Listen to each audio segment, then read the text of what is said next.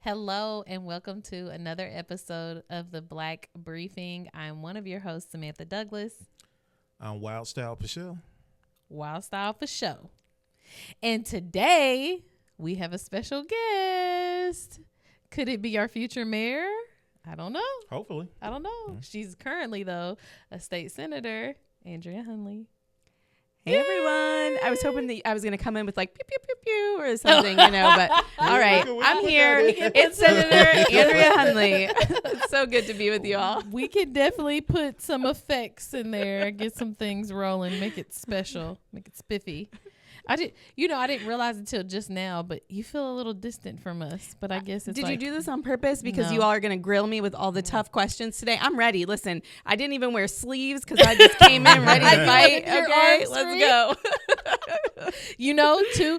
To Andrea's credit, I will say, listen, and I ask people this every time we have them on the podcast, but I sent her a text message yesterday and asked, like, hey, excited for the interview tomorrow. Is there things that you want to cover specifically? Are there things you want us to stay away from?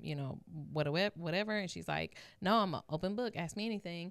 So we're going to ask her anything. And I'm ready. I think that we need more, transparency in government, and we're real people. We do. And, I'm employed by the people. I should answer to the people. So I'm here for it.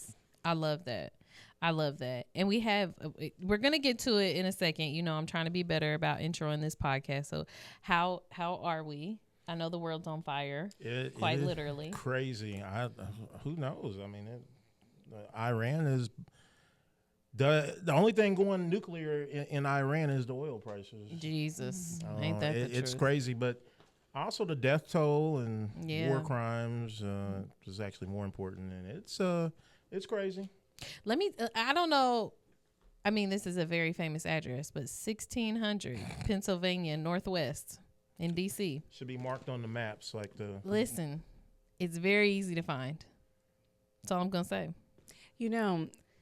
Teacher Andrea, one of the things that I do is I want to be informed about the news, right? We all should be. We all should know.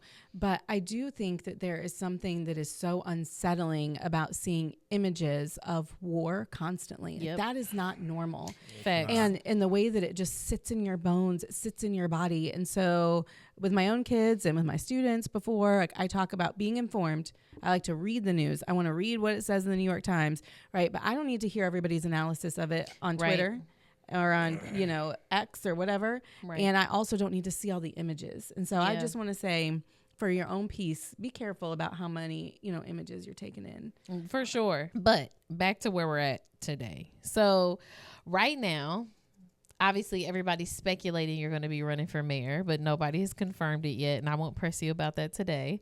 But but you are a state senator and have been now for the last 4 years.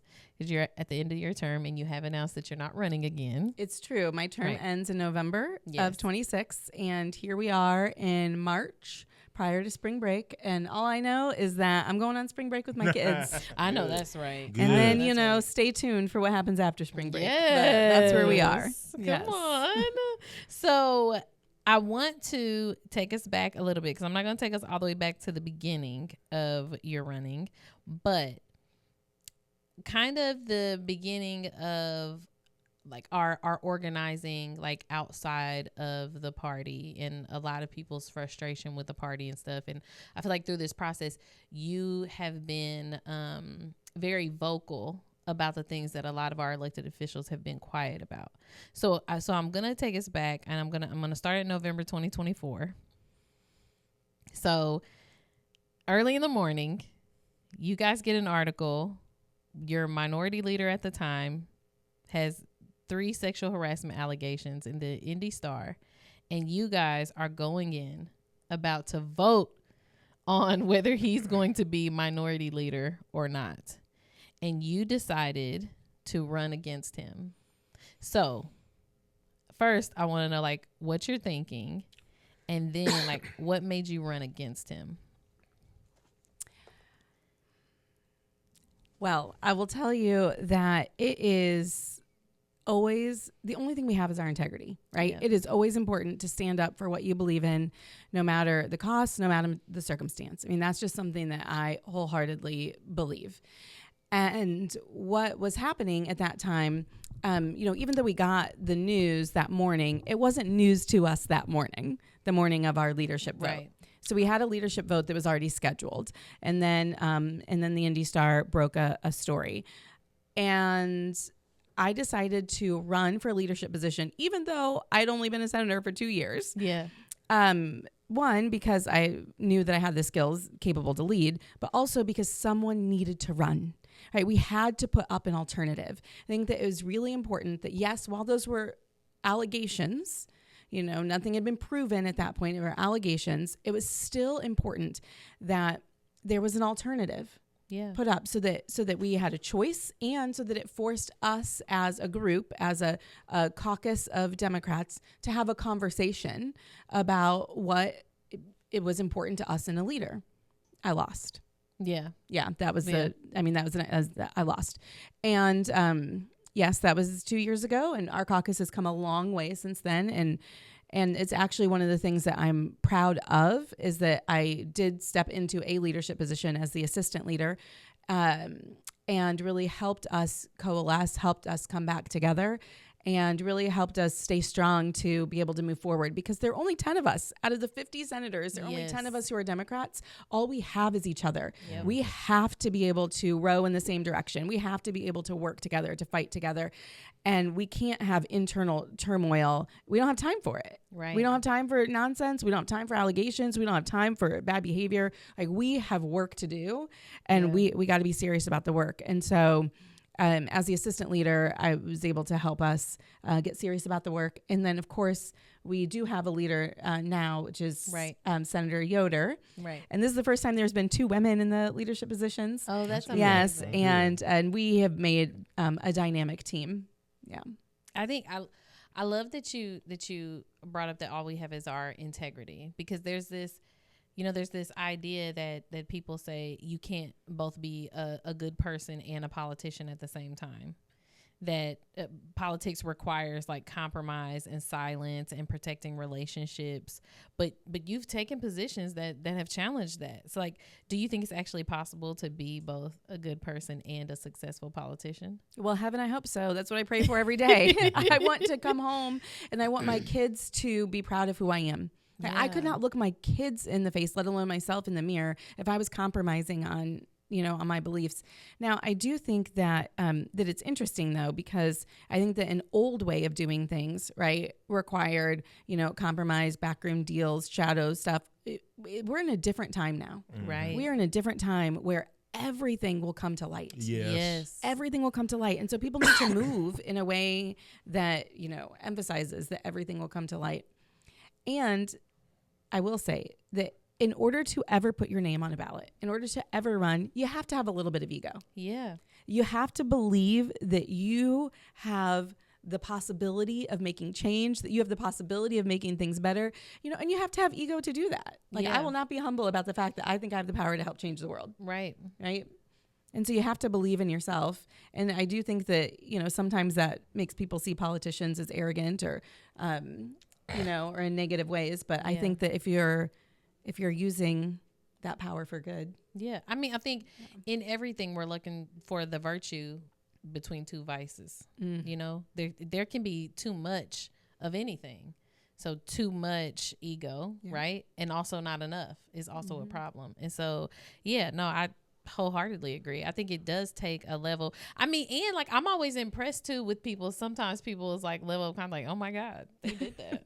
Okay, they did that. I will get into it later, but there's a oh my God, they did that in a text message just that we shared yesterday. Like, oh wow, they're giving awards to those 2. That's bold. But yeah, I mean, it always frustrates me that people think you can't do something a different way, and maybe it's just because we haven't seen it enough. I don't know. But I think some of the issues or problems people have with egos in politics is that we've gotten it from people that are not working that hard and have a lot to say about the community and trying to put themselves above the community, but they haven't put in the work to actually be more knowledgeable than anybody else in the room, but they pretend to be. And I think Right. that's the type of egos that, annoys us, but where somebody that's put in the work, you're going in, you're having the conversations, you're educating yourself, you're educating others. It's like, okay, well, yeah, talk about what you did. Yeah. I'm more, I just don't want to hear empty stuff like, well, you feel like, oh, we're doing the real work, but we have no leg to stand on. That's the type of egos that unfortunately have been prevalent in Indianapolis politics here. The master manipulators. They love to put on the show like they're doing the work, and then we'll put the ego like they believe their own lies. I think some of them do. I think, and I like even on. I mean, we've noticed this even about the data centers. Years ago, I remember Proposition 256 about they were trying to criminalize the homelessness. Yeah. And the ego that I got back from city councilors and city officials is if I didn't know anything Yep. and I had to go around physically go prove that that they didn't know what the city of Indianapolis was actually doing and they didn't know what was going on themselves.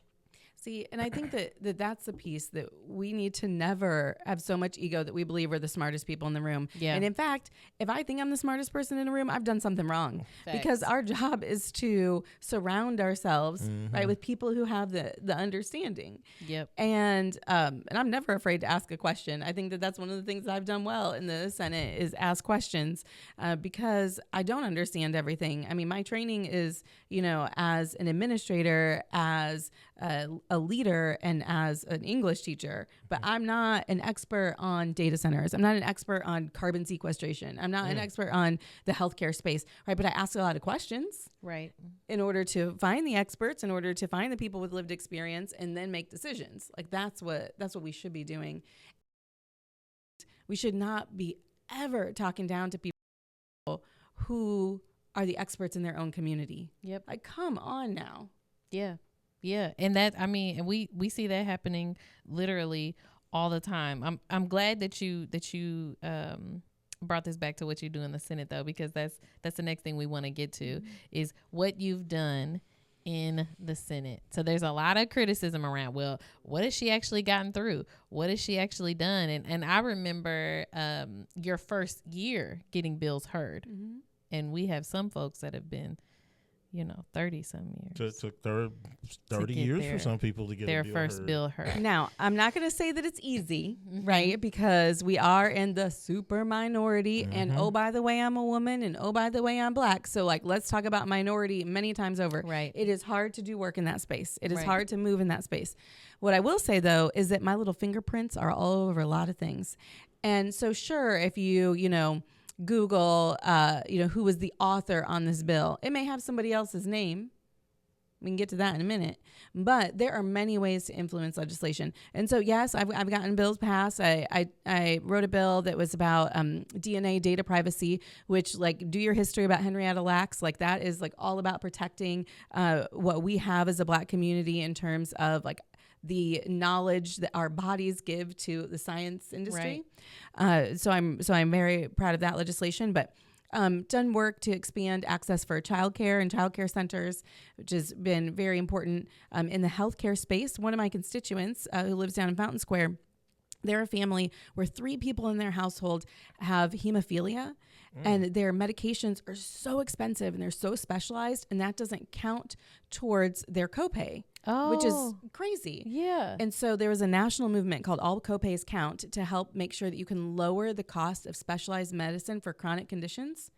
So I carried that legislation, and then it got folded into another bill in the House, but we got it passed. Right. My name's not on it. I don't care. I know that it was for one of my constituents that came to us that brought that information. I'm so proud that we were able to do that. And then there's the funding stuff too. When we have our budget sessions, that we got some additional funding for the city. The city needs to step up and do their part now, but $50 million for fixing these potholes. And we got $20 million for the homelessness low barrier shelter. Again, there's some issues with the handoff there between the state and the city, but those are things that I was working on, in the background, making sure. But the biggest accomplishment, y'all, was what we did together, which was beat back redistricting. Yeah. Yeah. And Now, you all know how fast the news cycle works, right? I mean, like, we're not even talking about what was happening in Minneapolis anymore with ICE. Right. Like, I know. right? The news cycle moves very, very fast.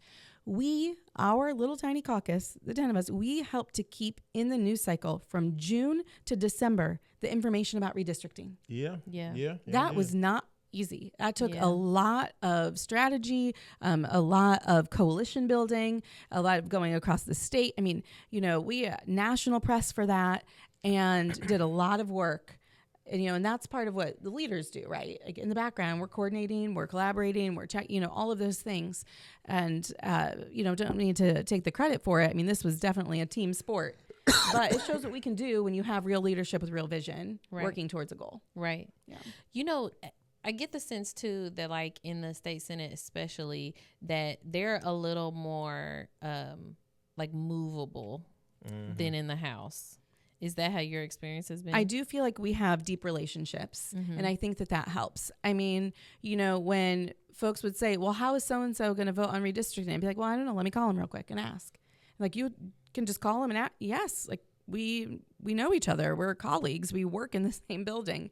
Like, we should be able to pick up the phone and call each other. And I think that that's important. And I think that those relationships help move all sorts of legislation. I mentioned that there was a bill I was working on that was one that Senator Breaux, rest her soul, that she'd been working on for many years, that had to do with kidney transplants. And that bill, I carried it one session and I got in trouble for something that I did on the floor. And they took me off of the bill as the author and replaced it with a white Republican man. And then he got to carry the bill and get it passed. Wow. Wow. I didn't know they can just do stuff like that. Yeah, ask me what I got in trouble for. What'd you get in trouble for? I called one of my colleagues disingenuous, which they considered impugning a member. And I didn't even call the person disingenuous. I'm an English teacher. I am precise with my language. And what I said was, it is disingenuous to say that this is a simple tax bill.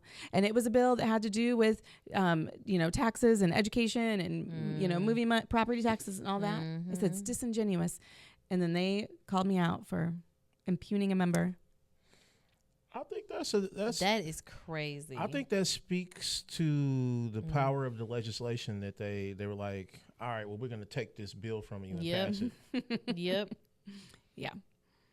So there's a lot that happens in the background. There's a lot that happens. I did not know stuff like that went on. So it sets a culture where it makes you not want to call out like the foolishness, which is not helpful. No, absolutely not. Absolutely not. But did it stop me? No. Yeah.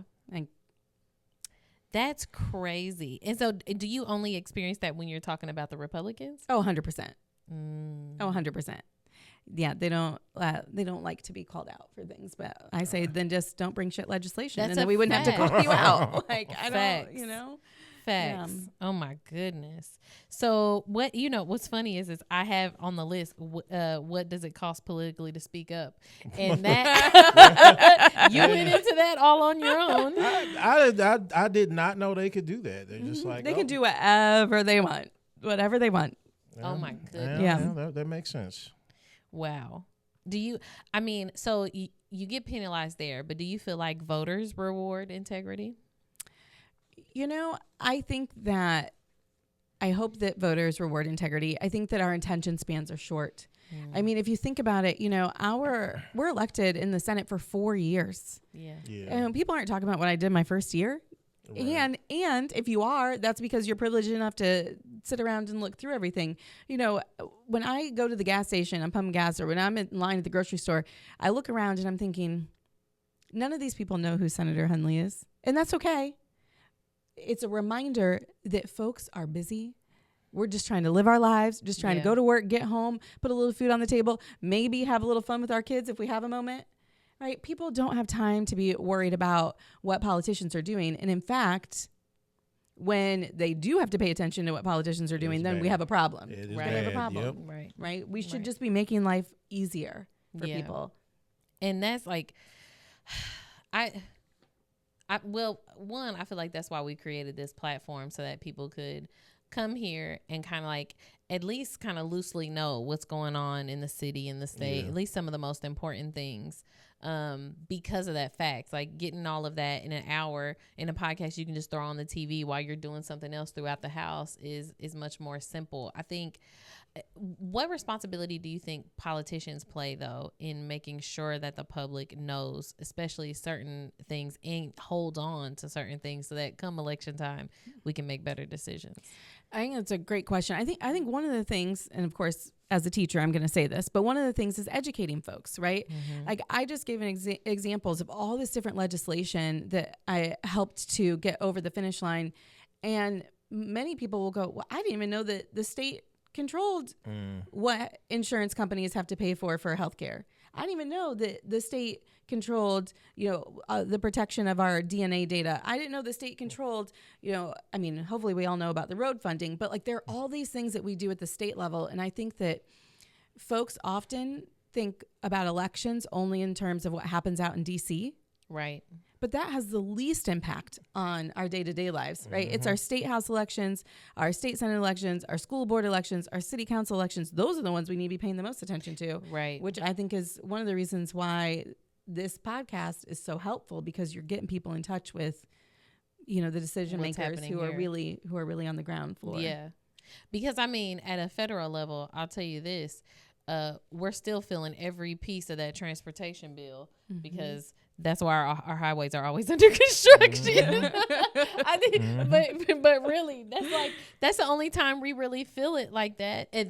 And like our child care funding when we go to war, of course. But yeah, so that's So I want to talk about. So is it controversial? Because I know we had one person on here that was referred to another colleague as an Instagram politician, but you get on there and you actually explain in detail about what you're going in to vote on, and like anybody that's wanting to look at what you've done, like you've got an Instagram page full of information about what you're voting on. But they a boomer? I mean, how are you going to question Instagram? Like they were not. They were not. Okay, and I mean, do your colleagues like get irritated because you explain this stuff on social media? I think that it is so important that we are all communicating to our constituents in a way that reaches them. Yeah. Right? In a way that reaches them. So if that is going to the churches, I'm coming to church. If that's being on Instagram, I'm going to be there. If that's starting TikTok, okay, I've got like 3 of them up. I'm working on it. If that's being on Facebook, like my grandma, okay, I'm also trying, right? But I'm just saying, you do stay on Facebook, so you stay on Facebook. I'm trying. Okay, but the point is that we should be where our people are. We should be where our people are. And so if that is putting out Instagram videos, like I don't do high production, I'm going to be sitting in my car recording a quick video, letting people know what's going on, or having my intern, thank you, Carly, who's a college student at IU, put stuff together on bills that we're working on or what have you. Like it's our job to inform people. Yes. It's our job. I like that because I think historically that has been the politicians that we remember, though we do remember Richard Nixon, but we don't remember him. He almost beat John F. Kennedy, but Nixon didn't want to go on TV, and so he just mostly would not go on TV, where Kennedy embraced it. He was like, well, that's where people are meeting these candidates. They're learning about their government was TV instead of just radio, and so he won the election. Yep. And it took Nixon a while. I think even more recently, Mom Donnie. Yeah. Mom Donnie was running a campaign to our entire country. Yes, he really was. For New York City. Yep. Like we have to start being a little better at that, understanding like, listen, donations can come from anywhere. People have family. Everybody has family in New York or friends or something. It's like that impact matters across the board, regardless of whether you're reaching other folks or this specific group. But yeah, it really can be a really useful tool. I think for the people who like demonize it, it's a tool, just like anything else. It's a tool. Like money, like anything else. It can be used for good, it can be used for bad. And we are more connected than ever. I would also say we're more disconnected than ever, but we are more connected than ever, right? So New York feels closer to us than ever, right? And we feel should be feeling closer to our neighbors, than ever, because we have the ability to let them into our kitchen, let them come around our kitchen table, let them see what we're doing, in our lives. So I think that there's an opportunity for us to be super connected. But I do think that it's also a place for thumb thugging and for people who are just out there, saying mean, hateful things to get a rise out. Shout out to all my thumb thugging. I'm going to remember that. That's what it is. That's why I always say to my students, don't be out there thumb thugging on the internet. Thumb thugging. There's a lot of thumb thugging this week. So I have a messy question for the State House. Who works hard for real? Oh, well, obviously, I think the Senate Democrats are the hardest working group of people. But like real talk, okay, the most work happens when you're on committees, right? That's where people come in to testify. That's where the bills, go from really, really messy to a little less messy. So much work happens in committees. Okay, you've got your Senate majority members, those in the Republican Party. They're on maybe 2 committees, maybe 3. Okay, our House members, even the House Democrats, bless their hearts, are on like 4 committees. Your Senate Democrats are on 8 committees. Oh, wow. Because there are so few of us. So that also means, though, that we get a deep understanding of all the bills that are coming across. So, I served on, I won't go through all 8 of them, but I served on the Tax and Fiscal Policy Committee.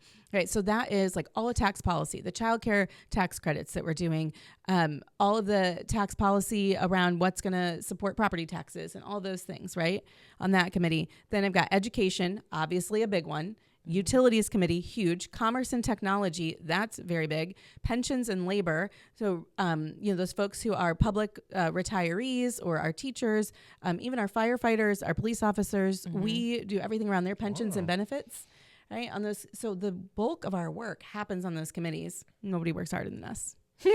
I'm just gonna say it. Hey, you was naming off some stuff. I'll go with receipts. I didn't even think about the fact too, because there's less of y'all serve on more committees. That is,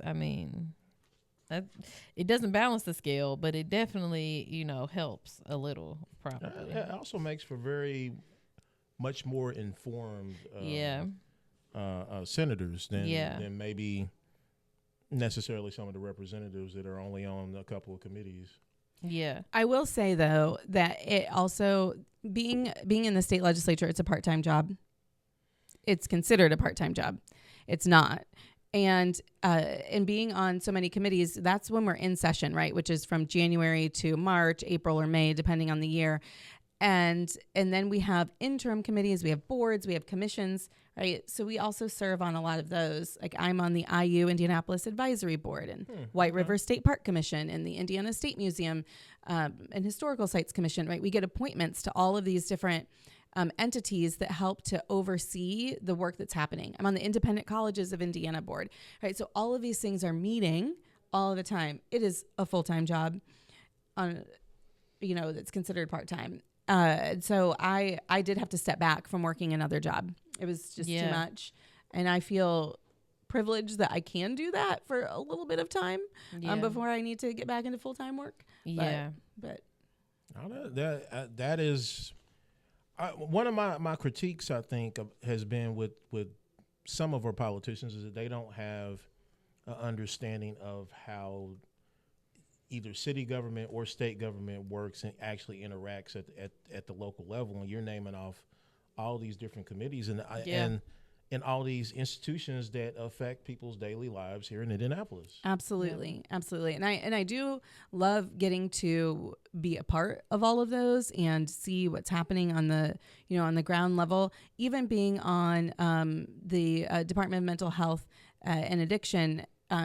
There's a commission that we have around mental health, and that definitely opened my eyes to things that are happening with our hospital systems, right, and our healthcare systems, and what they're having to, support every single day in the community. So, no, it's really helpful that we have so many of these entities, but it's a lot to cover. Yeah, I bet. so I want us to start branching out beyond the state house. Mm-hmm. And so as we're talking about our city and city leadership, so what is the relationship between the mayor and the state house, and how do you think it should be? Indianapolis is the economic driver for the whole state. When Indy thrives, the entire state thrives. Mm-hmm. So we have to have strong relationships between our city government and our state government. They should be working hand in hand to lift the city because it lifts the state. And I'm not sure what the relationship is. I do know that we have lobbyists, lawyers who, come to the state house on behalf of the city, who say this is what the city needs. This is what, so there's kind of like a middleman, if you will. They're all men. Middleman, if you will. And so there is that relationship. On occasion, I'd see some city councilors, coming over to the state house to do some work. Councilor Nielsen was great this past session, really helping with some of our pieces on road funding formula. And then President Lewis, Maggie Lewis, comes over to the state house as well. She helped with the billboards stuff that was going to pass through. Boy, she was very helpful on making sure that we were able to kill that legislation that was going to put more billboards, especially into our historic neighborhoods downtown. It was Vop coming over before Maggie was? I'm sure he was. I just didn't really connect with him often. So my Senate district, I have the downtown area all the way up to 24th Street, all the way east and west across the city, all the way south down to Perry Township. So I really have like the central business area, and then a lot of our apartments and our legacy neighborhoods as well in that area. But so I would think that there would be some overlap and partnership with the city, especially for my district. But I think that in its most ideal state, you have a strong relationship between the mayor's office and the state house. I see a lot of other mayors, the mayors from Carmel and from Fishers and Noblesville and even Beech Grove, up at the state house, Terre Haute. Do you think if you guys did more of the Cupid Shuffle, he would come? Maybe. Listen, you know what? Don't diss a line dance, because I do love a line dance. I do love a line dance, so I won't even diss that. No, we won't diss a line dance. But I'm just curious because I think maybe in 2024, maybe it was 2024, I spent more time in the state house than I typically do. I don't like going to the state house, and truthfully, it's the people's house. It's a beautiful space, but you're right. The energy is a beautiful space. I call it the white people's house. It definitely feels that way when you're in there too. And it just so happens the last time I was in there, it was when they were doing the redistricting stuff in there. So there was a whole bunch of Trump folks in there. And so, I mean, when I say a whole bunch, not nearly as many as the protesters that we had, but it was a nice little grouping of them. Some of them black, unfortunately, and so Lord. That was just they always it's put just them right up front too. Man, it's just and give them a microphone. We want to know your opinion on. I'll tell you though. So I went from being principal in IPS. For 11 years and then coming to the state house. So when I would go to like principals meetings, for example, we're all together, leadership from across IPS. It feels like black church, right? Everybody's dressed up, got your little crocodile shoes on, everyone's looking good. And it's a room full of black folks who are out here working for the community. That I didn't realize how much I had normalized that was my work environment. Yes. Right? And then I come into the state house and I'm sitting in these committees where not only am I the only black person on a committee, but I might be the only woman. And I'm looking and I'm like, what in the time machine is happening here? Right? Sometimes it felt crazy. And it was very, there's still days where it's unsettling, but at the beginning, it was a real culture shock. Real culture shock. I want to be honest in this way, and y'all know I love Hoosier Women Forward, and I love my Hoosier Women Forward sisters, and you're one of my Hoosier Women Forward sisters. But truthfully, when we went to DC as a group. So obviously, the classes are mostly white women. Most of our state is white people. That's just we get a little spoiled here because we have 20% probably pushing toward 30% black folks in the city, but across the state we're at like 10-11%. Yeah. So it's not a lot of us.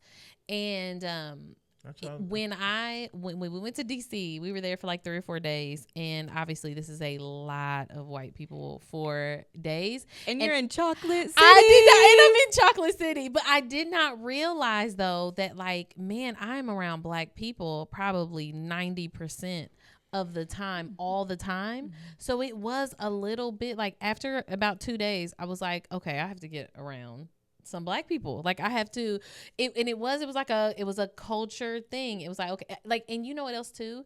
You kind of, even though I'm the same me in every space I go into, truthfully, there is a feeling of like you're on. Yes. Like I'm like on all the time. Yes. And I needed to feel like I wasn't on for a beat.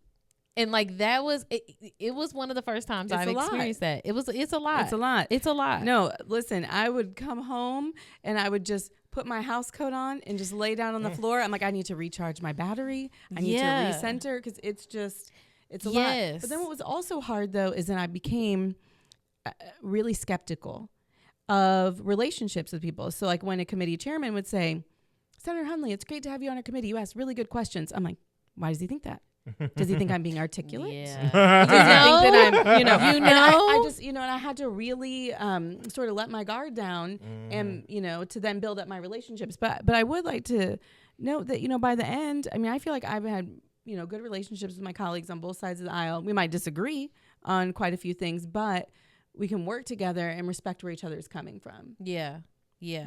So, Indianapolis, we've talked about this a couple times now. Our mayoral election is next year, y'all. I know 2027. Yeah, it's next year, 2027. Lord. But we're going to be choosing a mayor, and that's important. Like for me, obviously, I'm talking to folks who are going to be running for council and stuff, and I'm super excited to get, a fresh wind in there.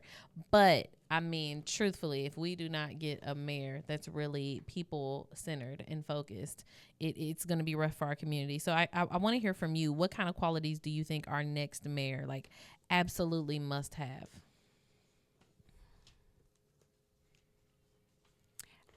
My long pause, because I really have been thinking a lot about this. And I think that we need a mayor who can recognize what the challenges are today, who sees the challenges and then can help set a vision for what tomorrow's opportunities are going to be. See today's challenges, acknowledge them, say them, and then let's get together and work on building that coalition towards those opportunities for tomorrow. Our city has so much potential, but we have really stagnated. Yes. I mean, we have not popped out from COVID. Yeah. We've just really stagnated. We're the 15th largest city in the country. Yeah. Right. We have this ability to capture momentum. I mean, when you see, when Taylor Swift came, we had a lot of momentum. We had All-Star, a lot of momentum. Right. We are great when there is a conference or a convention, FFA coming. Right. We are a great host city. But are we hosting us? Like, are we hosting our neighborhoods? Exactly. Are we, what are we doing to host us? And so I think that there's this piece of like, we have to acknowledge that we're having a problem right now of hosting each of our neighborhoods, of hosting each of our, Napa's a city of neighborhoods. Yes. What are we doing? Yes. And then let's build on those opportunities. I mean, we've got people working so hard everywhere. You see Martindale, Brightwood gathering together, galvanizing a one voice area. I mean, you see, our folks all across the city, the We Care neighborhood out on the west side. We see our neighborhoods in Garfield Park on the south side, right, who are trying to uplift economic development in their area, right? We have all of these opportunities. We got to seize them. Yes. Yeah. Yes. And that I love we're a city of neighborhoods because I think that's where we've really been failing at. I think grassroots organizing in every single space. So we can talk about that politically. We can talk about that like with the city. But like first of all, we are not promoting like neighborhood associations and neighborhoods organizing together, but then we're also not doing anything to support them as they attempt to as well. And like that's healthy. They end up filling voids that the city are not filling. Like those are huge spaces that I think we're really failing in.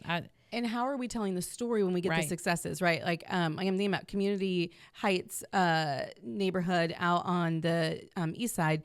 Like, they did so much around traffic study in their area Yes. and getting the city involved in helping to, install some temporary things to slow traffic down, study it, and then get plans together for more permanent things. That was the neighborhood. That was grassroots organizing. That was grassroots fundraising. That was grassroots pressure, right? Yep. And they did it. Yep. And, we see that all over the place, but every place is different, right? Broad Ripple is very different than Fountain Square.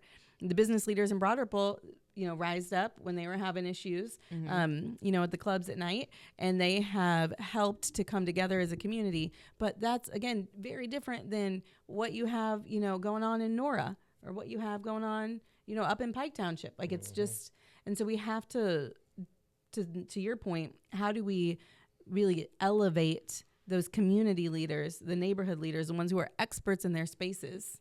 Yeah. Give them a voice, give them more power. I realized, so when the Community Heights, she was the Community Heights president at the time, was telling me about like their traffic calming thing and the stuff they were going to do. I remember as she was talking, looking at her and thinking like, I'm trying to keep my people alive. Yeah. It's right. Different and, like, issues with food different and issues. like, yeah, like I'm thinking about like gun violence and like things like that. Like I felt like in the moment, and this has been several years ago now, but like I felt like in that moment, like I don't even have the capacity to think about traffic when, it feels like there were so many other pressing things. And so like, I'm curious about that. Like, what can we elevate so that regardless of where a neighborhood is, they're getting the support that they need?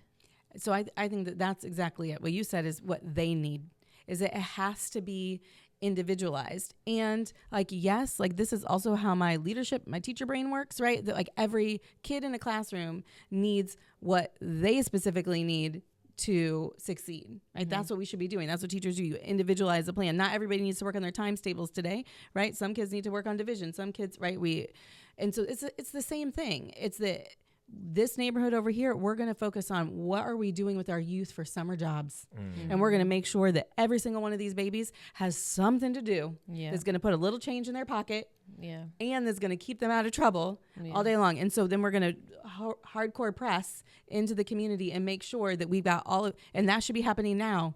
It's March. Like, we got to know by the end of May where everybody's going, right? Yeah. So then we're focusing that here in this neighborhood, right? We have elderly folks who are not eating well. Yep. Right? Like, we don't talk about malnutrition of our folks who are in their 70s and 80s. Yep. What are we doing to ensure that they get their healthy meals? Okay, Second Helpings is delivering. Do we need, what else do we need to do? Right? All of these neighborhoods are different, and we've got to make sure that we're giving each one the tools and resources that they need. So what do you think so in all these challenges, because you kind of spoke to, we have like a ton of challenges in our city right now, especially, but what leadership failures do you think has held our city back? I mean, just go on the street. The potholes still aren't fixed. And I'm not trying to be funny about the potholes, but like, that is just indicative of the fact that funding hasn't been well allocated, that there isn't a process that is systematic for supporting areas. That's not a process that's equitable, right? Why do some neighborhoods have real nice paved streets, but others don't? Yep. Right? So, I mean, it is just indicative of the greater challenges that we don't have a plan and a vision for how resources should be allocated. Yes, that is a problem. So I think that's one. I think that we should have a public safety official in the administration. Yes, someone who's setting the vision around it. Right, someone who is looking holistically at all of the things, like I mentioned, summer jobs. Right, like we have to be working on prevention at the same time as we're working on our reactive measures. Like we have to be wrapping around all of it. And then I think that we have to dream. Like, we have the most creative, smartest people here in Indianapolis. Our music and art scene is incredible. Like, the culture is so rich. It's so deep. It's like magic, right? But we've got to be able to dream big. Like, we could be, sure, we're the racing capital of the world. We could be the women's sports capital of the world. Yeah. We could be a river city. Like, we have this river that nobody even wants to put a toe in. Like, come on now. Like, we've been like working on this for a long time, right? Yeah. Like, we could dream all of these things and make them happen, and take care of our people at the same time. Like, we can do both. We've got to be able to do it. I think that's been the rub, is we want to be this convention center city. We want to be the host city.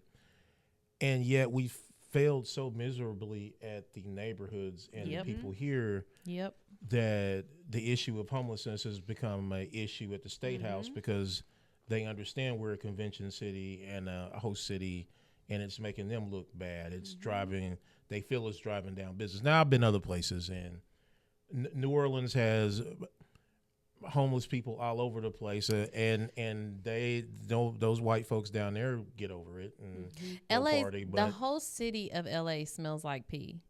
The entire city. Like, I don't know if y'all have been to LA, but you have to leave. I'm not even being funny. Like, I know. You have to leave from the city to get away from the pee smell. Like, because there are just so many people literally out there peeing. Like, I mean, this is literally, I'm not even trying to be funny. And that is like, they look at us like this is something unique. it It is like, it is not. But here's what I would say on the piece with homelessness and supporting our unhoused neighbors is that, look, I didn't even mention that as a failure of the city, because I've already written off their ability to address it. Whoa. And the fact that our organizations have come together to say, all right, you're not stepping up, just give us some money and let us go and do the work. And we're seeing the work make progress. Now, progress takes time, but we've just seen Streets to Home is over 114 people who've been housed since the launch of the program. And that is permanently, in a home where they're getting all the wraparound services. That's important. But we also have to know, and you know this, that homelessness is on a spectrum, right? It's a continuum. Yep. And so in school settings, like, we consider you to be homeless if you are in a place where, like, your guardian's name is not on the lease or the rental agreement or the mortgage, right? So if you are sleeping on auntie's couch, then you're considered homeless. Then we go all the way across the spectrum, to our folks who are sleeping outside, right? So then you've got everything in between, folks who are in shelters, folks who are in hotels, folks who, all the way who are at risk of eviction. And we've got to address the entire spectrum. yes. But there has to be a key vision, and we have to name all of those things. We need to know where people are at, who are at risk. I think the thing that Streets to Home is doing well right now is they are creating a by name list so that they know everyone by name who's outside, and so that they can come back to them. They can find them if they move spots. Right. And make sure that they are taken care of. It reminds me, I'm a person of deep faith, right? So, like, it reminds me of, like, what we say, that God knows all of us by name. Right. Like, we should know our people by name. Yes. Who need that support. But that takes, again, the vision and then the plan. Right. And I mean, even with the Streets to Home thing, that there has been some success, but it is because of the clergy and the other organizations. And meanwhile, the city of Indianapolis has undercut them by, they go out and clear more camps outside of the Streets to Home program, which in turn makes homelessness worse. And then, now everybody's relying on the Streets to Home program, but the city is actively undermining it in so many different ways. And it's one of those issues that, with better leadership up there, with the type of the dedication that our these organizations and just regular people have, we could solve homelessness in Indianapolis.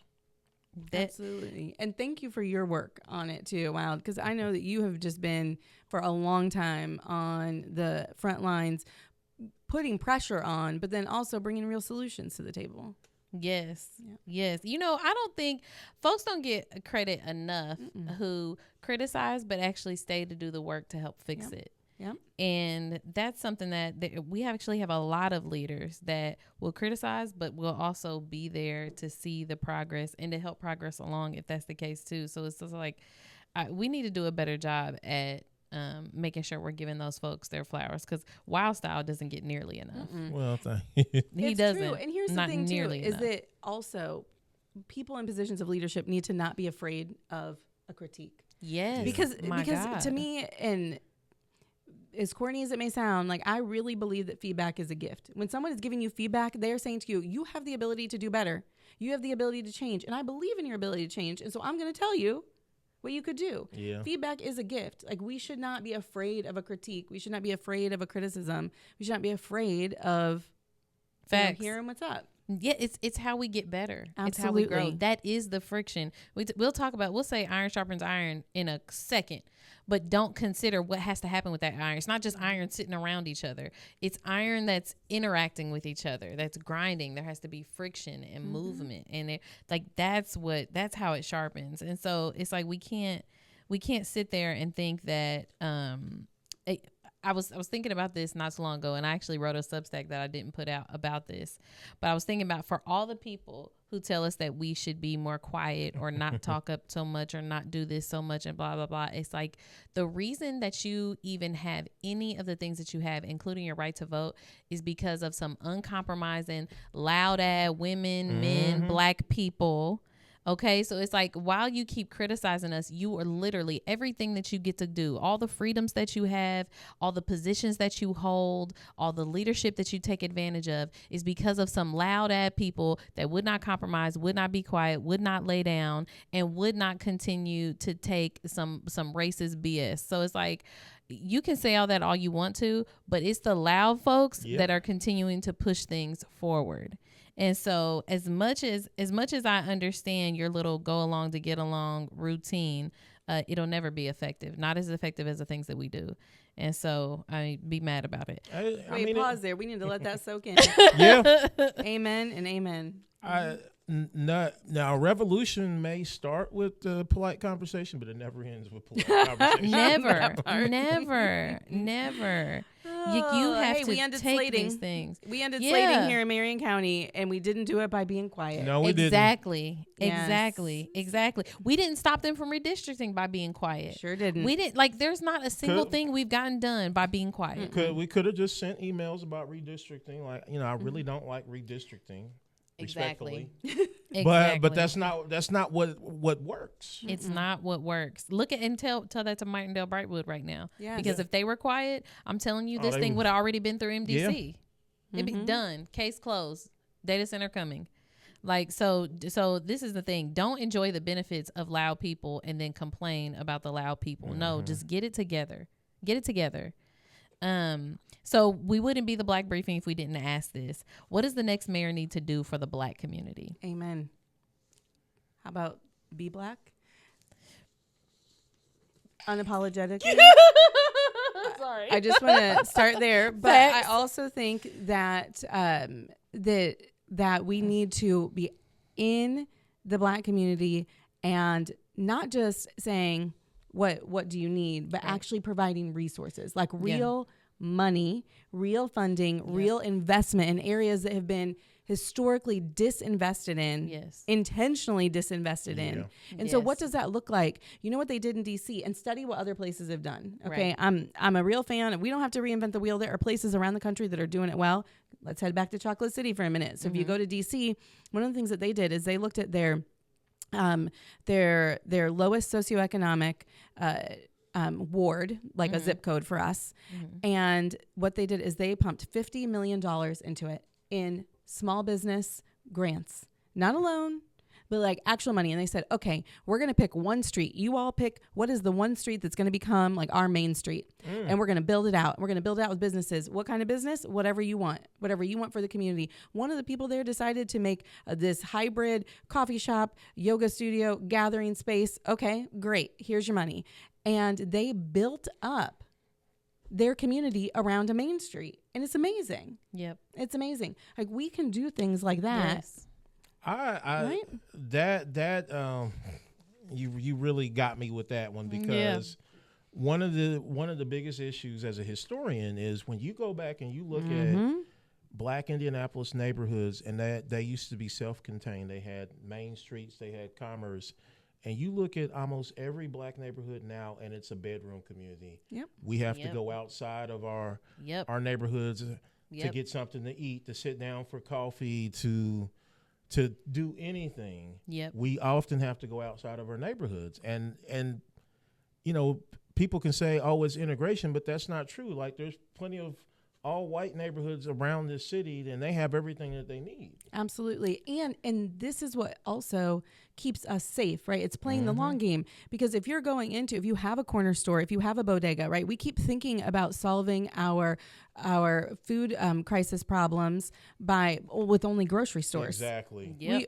We're too Big narrow-minded box at that. Right. Yeah. Big box grocery stores. Like, you go into any other major city and we have corner stores, we have bodegas where you can go down and you can get your eggs, you can get your milk, you can get your pasta, you can get all those things right there that you need. But then everybody, right? You're seeing each other, you're checking in on each other. And that is what keeps communities whole. That's what keeps communities safe. And so I think that when we talk about, like, what do we do for the black community, we invest in the community part of the black community. And then we got to listen to our kids too. Yeah. I think that our children are not our future. They are right now. They are our present leaders. And I love the True Dialogue. I just went to the last session, but I think that our youth know what they need to keep themselves safe. They're asking for it. They're telling us. We just need to listen. Yeah. We just need to listen. Yeah. Now, when you said, though, the mayor needs to be black, because we've never had a black mayor. We haven't. 200 years of the city, we've never had a woman. We've never had a black mayor. And we are the largest city in the country that has never had a woman as a mayor, which is crazy. Wow. Yeah, which is absolutely crazy. And we're one of very few that has not yet had a person of color. And I think that there is something different when you have true representation. And cities across, and by cities in our own state. Oh, yeah. Oh, absolutely. Because we have, 9 black mayors right now? 8 black mayors? Yeah. Oh, we have a lot. Yes. Yeah, right now in Indiana. now. Because we have the black mayors come to the state house and we work with them. And we have a black woman in Lawrence. We have a black woman in Fort Wayne. We have a black woman in Evansville. Yeah. Wow. We have a black woman in Michigan City. Mm-hmm. Yeah. Yep. This is wild that our most, and I would venture to say our most progressive city throughout the state. We still are just holding on to our white men. Well, do your episode on they're holding on to us. do your episode on Unigov, and this will remind us how we got here and why we stayed here. But I do think that there is something important about the fact that when black folks lead, we build coalitions. It's what we do. It's in our DNA. It is who we are. We build coalitions, and we work to build consensus, right? We want people coming together, and then we also shake up stagnant systems. It's what we've always done. Yes. And that's what the city needs right now. We need to be shaken awake, and we need to call out what's happening, those real challenges that I said, and then build on those opportunities. And I think that it's always black women that save us, and I think that we have an opportunity here. So it is true. Because you said it, not me. Yeah, I did say it. Yeah, that's a typical thing in this city that black women often have to come in and organizations and institutions and clean up a mess that somebody else made for years. But as I've also, been pushed on by Sam before, which is that. And at the same time, we have to make sure that we are elevating and bringing hope to and purpose to our black men as well. Yeah. Right. So it's not just about, those of us who feel natural in a leadership role, but also elevating everybody else around and making sure that we have real positions of power. Yes. I think that one of the things I know that, we started off the episode talking about the former leader in the Senate. What I will say about Senator Taylor is that one of the commitments that he made when he was leader that we have continued is that when he had the opportunity to appoint someone to a board or to a commission, he always made sure that they were either a minority or a woman. Mm-hmm. And I think that is a huge commitment. And I think that when you make sure that black folks have seats around tables, I think it changes the game. And so I do think that that's an important commitment and important, ethos lesson, something that I have learned from him that I will definitely continue forward. I look at that. I'm seeing that so much more in this data center fight where we're dealing with the MDC, the Metropolitan Development. And, you know, the Hawkshead administration for years has been quick to talk about, well, how many blacks have been deputy mayors and in the cabinets. But when you look at who actually is on the wheels, like turning the wheels and the gears of government, who's approving how land is being used and who gets to use it, you don't see very many black people on any of them committees or running those type of departments. Yep. Right. And so we have to have, I mean, this is why DEI, you know, was birthed out of this movement, right? Is because we know that when we have more diversity in our boards, in our commissions, that they're actually more effective. They're more effective. You get a higher ROI. Like this is all proven out, right? So like it's not just that it's like feel good, important, but that it actually makes life better for everybody else. I mean, on the MDC, there's 6 of them, 3 from council, 3 from the mayor, and 1 of them is black. Yeah, Brent. Yeah, I think only 1 of them is black. And now, if you think of like you're trying to be reflective of the city, that's not reflective. That's not it. I mean, we're a majority minority city, so it should be at least half people of color on that on those boards. Yep, and we don't have that. No, it's true, and we also know that our Latino population is our fastest growing minority population. Like we need to make sure that then the growth is intentional and that it's inclusive right from jump. Right. Yep. So like we're behind on that. So we need to be also making sure that we're, having Latinos appointed as well. And so I think that just being really conscious of that. Yes. Makes generational change. I mean, we see, like you mentioned, land use decisions, right? Like that shifts an area for a generation. Yes. Like when I saw our land use plan had industrial, now keeping in mind, this is the goal. The land use plan is the goal. They had industrial right next to, like, very little buffer between industrial and residential. And I was sitting there. It took me a second to click that it's like, no, this is the goal. The land use plan, that's like, this is what we're planning for it to be. That is crazy. And that's how we get environmental injustices. Yes. Right? So absolutely. We were looking at a map of the Far East Side, and I was like, oh, I thought there'd be more brownfields because I hadn't went down the list yet. And it's like, one of our consultants, thank you very much, was like, oh, it's because you guys aren't at the place of brownfields yet. And like then pointed out all of the still leaking underground containers out here. They're still active problems. That's why it's not a brownfield yet. That is disgusting. This is terrible. Yeah, and we don't even, and I feel like our people, back to what I said before, I feel like sometimes we feel like we don't have the capacity to worry about environmental things on top of all of the more immediate things, because that feels like a long-term challenge. But this is exactly why our city government should be there, because you are literally being paid to do these things, to consider these things, to look out for our communities long term in the ways that like maybe we can't fill in, the same way we're filling in for you when you're freaking failing our homeless community or our single parent homes or anything else in here, childcare, everything else. But I don't want to stay there because I know we can talk there for forever. But you're right though, is that like you shouldn't be worrying about when you flip open your tap to have your water, you shouldn't be worrying about if that's going to be clean drinking water, right? But this is also why elections matter, and why it matters that we elect people who are going to represent us, because we're supposed to take the worry. We're supposed to take the burden. You've elected us to worry for you. You've elected us to make things healthy for you. You've elected us to do this. That's what we should be doing so that you can go on about your life. Yes. Yeah. And so I'm so glad that you said that, because it was perfect. Because the last thing I want to get to before we let you go, because again, we are the Black Briefing, and a lot of folks that watch us are Democrats, are progressives, and are very, very frustrated with our party. And I know a lot of us see this next election, not necessarily ones that are happening now, which, to remind folks, is our township elections, our county election. But next year, our municipal elections, we see that as a really critical turning point for our party as well, because we've recognized how elected leaders have really kind of staken claim and like power in our party in a way that it doesn't even feel like we hold leaders accountable or to any kind of standard anymore. And so how do you see our municipal elections next year really shifting that dynamic, or do you see it shifting that dynamic at all? I think we have a really exciting opportunity to redefine what the local Democratic Party is and means.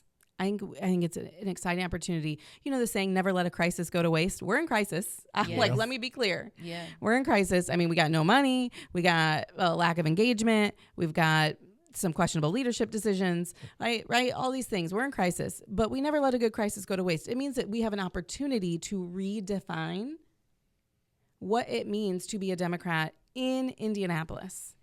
And I think that this is, I'm excited at the prospect. I really am. I'm excited at the prospect. I also think that we have an opportunity to show people what it looks like to have competitive primaries. That is exciting.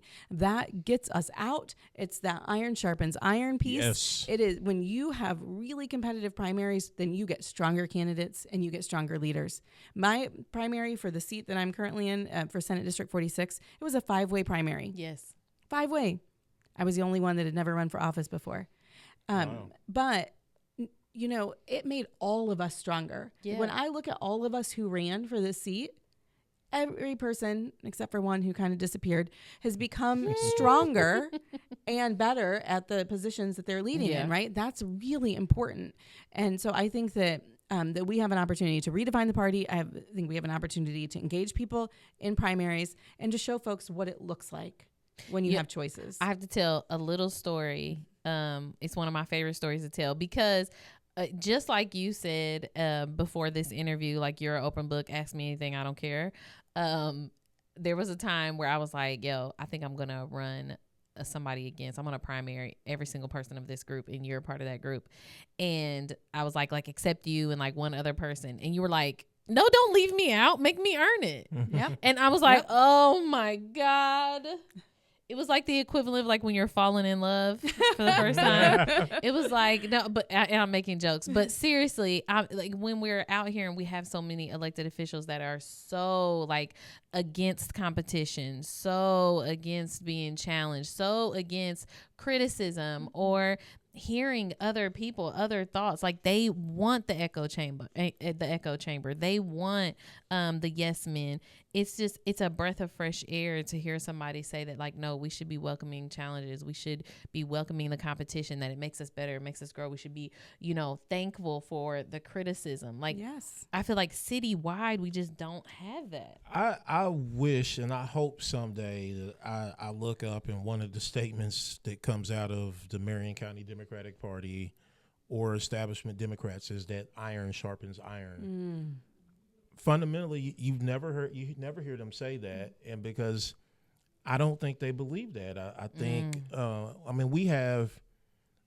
we know that there are many politicians in this city that are mailing it in. I have personally, and I know Samantha has personally seen that some counselors didn't become decent counselors until somebody threatened or even tried to run against Facts. them.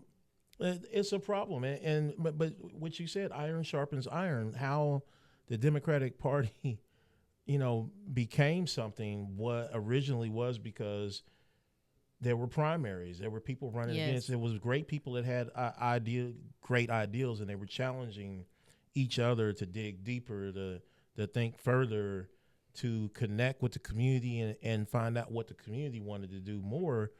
And when you don't have that type of competition, it just leads to people mailing it in. And it's like, well, look, I don't have to do anything. I don't have to ask anybody anything. I don't have to figure out what my community wants because there's nobody that's going to go. I have to worry about going to go do that, Yep. Right. Yep. And politics is a relationship, and everybody in a relationship gets lazy from time to time, but there's always that tension. And it was like, well, if you get too lazy, you can be replaced. I've been dragging people back to the thought of politics is transactional, and we should not get away from that. Because when we start thinking about it as the warm and fuzzy relationships, no, I don't owe you loyalty. I voted you in for a specific purpose, and if you're not doing that thing, I'm going to vote you back out. Right. This is transactional. You 1000% have my vote because I want this thing. And if you don't give me that thing, I should 1000% remove my vote. That is the relationship. That's not toxic. That is self-interest. That's a healthy level of self-interest and understanding what's supposed to work for you or not. Like, I don't know where we got to this place where we valued loyalty over effectiveness. Why? And I think that there's the question right there. But this is also why we have to get, so I wanted us to get away from the slating process where the party, decides who the candidates are, and then tells everybody else who they should vote for, right? We wanted to get away from that. We did. Next, I would like for us to get away from the way that we caucus people in, the way that we elect folks when a seat becomes vacant in the middle of their term. And because that is done, in a back room with, a couple hundred people at best. That. Yeah, sometimes 30 people. I watched 10. Yes, not too long ago. So because that process is still so problematic, that's one of the reasons why I decided not to run for my Senate seat, because I could have. I could stay on the ballot and I could run through November and be fine. And then, if I chose to run for another office, then someone could be caucused in, selected by the party to take this Senate seat. Well, I don't trust the party right now. PCs, And I don't think that even if we do trust the party, trust, the process, I still don't think it's the best process. It's not. It should always be the people. It should be the most democratic. Yes. It should always be the people. Yeah. And so, you have districts with 20,000 registered people, but you got 10 people in a back room, to your point, replacing them. And half of them, or maybe most of them, were appointed by one person based on loyalty. And I have something exciting to share that I just thought about the other day. So there was like 260 plus people who ran for PC in 2022, and we have 440 that ran this time. Okay. And so I was thinking, if we just added a little bit to that, in 4 years from now, when we elect again, we could have all 600 plus PC seats elected. That's amazing. Isn't that amazing? That is amazing. Like, it is not, doing this kind of work makes you feel like, okay, this isn't that far away. Like, this is something we can do, because I can tell you this 4 years went so fast as a PC, because this will be my second time running. Like, it went really fast, and that. Yeah, it feels like something is within reach. And this is my last regular question is what keeps you committed to the party, and what hope do you see? Well, I want to be clear. I'm not committed to the party. I'm committed to the people. Oh, okay. amen. Okay. I just want to be clear. Right. Okay. I'm committed to the people. I'm committed to the work. And what keeps me committed to the people and committed to the work is that we don't have another choice. Like, we are all we've got. Yeah. We are all we've got. And, I choose to live here in Indiana. I'm a teacher, right? I have a teaching license. I could go anywhere, but I choose here because this is home. And it's the same way that James Baldwin used to say, that we believe so much in America that we have the ability to criticize her, right? That's how I feel about the city. Yeah. I believe so much in this city that I have the ability to criticize it, but also the duty to make it better. Okay. We are going to start the rapid fire. I'm going to say a thing or a few things, and then you tell me what comes to mind. Okay? Okay. By Potter or Ballard? Oh, these are the names of the Secretary of State. Yep. It's gonna be interesting. That's what comes to mind. Can't wait to see. I think for our conversation about competition, it's good. This is good. People, y'all can hate it, but we have a Republican, Democrat, and Independent that's known, that has name recognition. It's amazing. It's competition. Okay, Carson Hernando Wells. What are you doing to me? Okay. Again, competition. Okay. Establishment, joke, and who's your woman forward sister? Oh! That's what comes to mind. Those three things. Data centers. That was spicy. Data centers. Heaven help us. That's what comes to mind. And also, not all data centers are created equal. And I'm going to say that some are worse than others. And the BS that's trying to happen over here with Metroblocks, with this tiny fly-by-night company that has never built a data center before, thinking that they're going to come in and turn on all of these generators because they're going to have to, because they've never built a data center before. They don't know how to do electrical grid tie-ins and reliability. Remember, this is the place I've been living in on the utilities committee for 4 years, right? Ooh. I know a problem when I see one. Okay. And this is one. So I pick. Oh, the Indianapolis Public Education Council, also known as the new appointed super board to supersede the elected board. What comes to mind is that electeds are better than appointeds every time. Thank you. And this one's funny because y'all don't know, they don't know, but the Mind Trust is meeting in the conference room right next to us right now. Hey, yeah. But the Mind Trust. Great White Hope. You remember the movie, like Michelle Pfeiffer, Dangerous Minds? That's what it makes me think of. That was my first rated R movie I saw. Dangerous Minds. Oh my God. Indianapolis. Oh, our city. You know. I love it. Yeah. I love Naptown. I love this place. Yeah. Me too. It's home. Yes, me too. It is home. Oh, there was one important question that I freaking forgot. What was that? It was asking about your ILEA vote. Oh, I forgot about okay. Dang, you can stitch it in. We can. Well, I'll just ask it right now. Okay. But yeah, tell us about so we get a lot of criticism. Folks have told me I'm a hypocrite. So let's ask you. You voted for ILEA, the Indianapolis Local Education Alliance, which was the group that was to be appointed here in Indianapolis to help make recommendations to the State House on what to do about IPS. Yes. Okay, that bill was over 100 pages long. I read every page of that bill. And I'm going to tell you, I love this city, but you know what I love more than the city is Indianapolis Public Schools. It's where my kids go. It's where I spent 11 years as an administrator. It is the organization that raised me to be the leader that I am. I love Indianapolis Public Schools. And I wanted to make sure that IPS was set up to have local folks make the recommendation of what should happen, not the State House. Right. Now, did it turn out the way that it could, that it should have?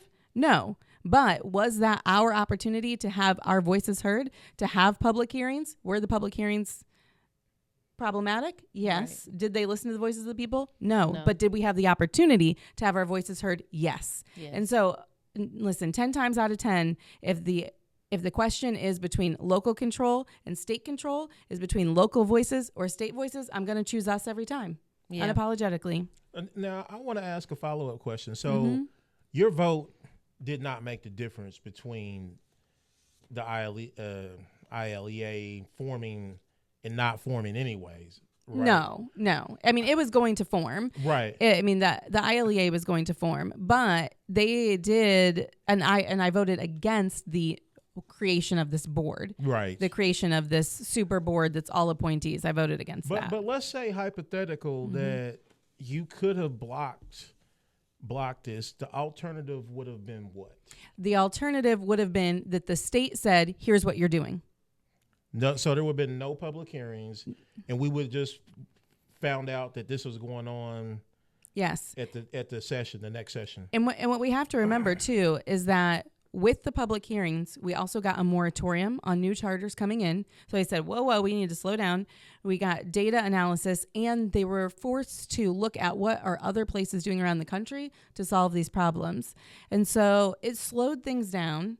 It created more education around it, and it ensured that there were public hearings instead of the state just making up their mind to take over. I mean, when I looked at what went on, the public pressure behind it, had this gone on behind closed doors without the public breathing down their necks, and this was literally what one person connected to the administration said when they wanted to keep the meetings closed door at first, was that, well, we don't need the public breathing down our necks. I can only imagine how much worse it would have been. Oh, absolutely. I mean, we've seen how much worse it's been with 20 years, literally 20 years. The Mind Trust is celebrating 20 years, literally 20 years of the charter movement here. We have seen what happens when decisions are made behind closed doors. We get things like the dollar law. We get things like the property tax share. We get all of those things. And so we already know what happens when things are behind closed door. Okay, but can I tell you something funny about the ILEA vote? Yeah. And that being criticism of me. So if you go to ChatGPT and you're like, what are the problems with Andrea Hunley? The only thing that comes up is the ILEA vote, which says you are digging because I'm sorry, but AI is often wrong and AI can't tell me nothing about what it means to be an educator for 11 years or to really, truly understand the nuances of what it means to be public opinion versus, the state house. But also, what I recall was that the school board members and IPS itself wanted a public process, and they wanted to have direct input. Absolutely. And also, who's criticizing a public process? I mean, we can criticize the process itself, right? And I will. It didn't go quite so well. It didn't go well. But who would vote against a process being public? And why? I mean, that's really the question versus that's private. Private. I mean, and this is why I didn't understand. So people thought because we didn't question you, it was like some kind of bias, but it was just like, no, we understood it from the right. jump. We never thought of it like that. If I was in that position, I would have done the same thing. Like, because I would have rolled the dice with local folks over knowing for sure what would happen if I let this in the state's hands. Like, I would have done that too. Now we knew it would be rough. We know who our leadership is here. We know, we knew those things would be rough, but at the same time, there was a chance. And there was a chance for it to be now we know for certain that the local leadership will sell us out. We knew the state leadership would, but now we know for certain that the local leadership will too. That is so underrated. Had this not happened, there was a lot of people that were naive about some of these people. First, people were naive about the mayor's office and who they would pick. And they were also naive about some of the people on the ILEA about what their real intentions are and what their real commitment to listening to the community. And it blew all of this out into the open. It was an ugly process, but it needed to happen. People need to know what our public servants and our institutions are doing. And, to connect this back to where we started at, it's also that's also why it was important that you gave them another option when you ran for minority leader. Absolutely. We gotta let it come to light. We gotta let it come to light. We got to see what, I gave you an option. It didn't have to be him. And what did you decide to do? That is the thing. It's like we have to have the option there. We have to have the option there and give the opportunity for people to show who they are. And you can't be mad at us who gave the opportunity when you show that you're not the greatest of person or definitely didn't make a great decision. And so, I mean, that's where I'm at with it. But this has been great. It's always so good much to get to hang with you all. Thank you. I can't wait to come back again. I know. We're going to bring you back again. Part 2. Can't wait. Part 2. Maybe talking about a vision for next year. Yeah, what's next? What's next? Yeah. Yes. The next. But you'll just have to wait and see. And if anybody wants to know, then go to AndreaHunley.com. Love that. Definitely plug all the things. Is there anything else that people should get connected to? I mean, I definitely think that that's the spot. Sign up for the newsletter, sign up to volunteer, and then you'll be the first to know if there's any news to know. Wonderful. I don't think this isn't going to come out in time, y'all, but just know this PC organizing work, we have a celebration this week here at P30, and I'm so proud of this work. And I just want, for those who can't make it to this event or couldn't make it to the event probably once this comes out, I want you to know how incredibly proud I am that you stepped up, that you ran, that you did something, that you are welcomed, that you are just so very appreciated, and that it takes a lot of courage to do this work. And I'm just so happy. I'm so proud, and I'm so grateful to have you all here with me. Because unfortunately, our party decided to take a position that was very discouraging and disenfranchising, right? And so I want to make sure that you know, if nobody else tells you, that, listen, you are welcomed. You make the party better. Yeah. Your courage is acknowledged, and we will continue to celebrate that and continue to find places and spaces where we can continue to be effective regardless of how they think or feel. So I just want to end it there. I appreciate you for coming. Thank you. And all of your support for everything that we do. I'm so looking forward to seeing you on a ballot again, and so looking forward to checking that box, let me tell you. Anything for you, Walt? No, that's it. Great. Thank you guys so much, and we will see you on the next episode. Thank you.